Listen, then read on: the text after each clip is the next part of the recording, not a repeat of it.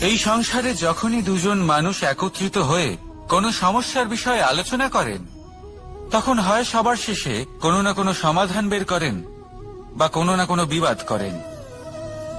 এই বিবাদ হলো মনুষ্য জীবনের সবথেকে বড় ঝামেলা, সবথেকে বড় সমস্যা।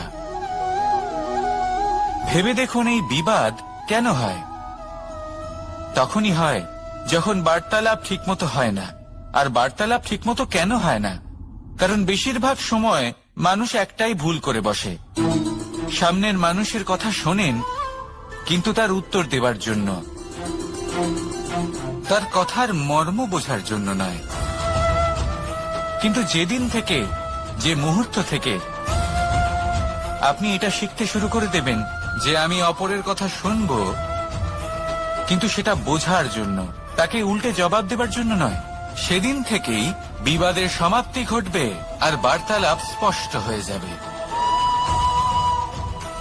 দেখুন, হয় সামনের মানুষের কথা বুঝতে শিখুন, বা নিজের বক্তব্য ভালোভাবে সামনের মানুষটাকে বুঝিয়ে বলুন। বার্তালাপ নাকি বিবাদ, আপনি কোনটা চান? সিদ্ধান্ত আপনার। আসুন আর আমার সাথে ভালোবেসে বলুন, রাধা রাধা।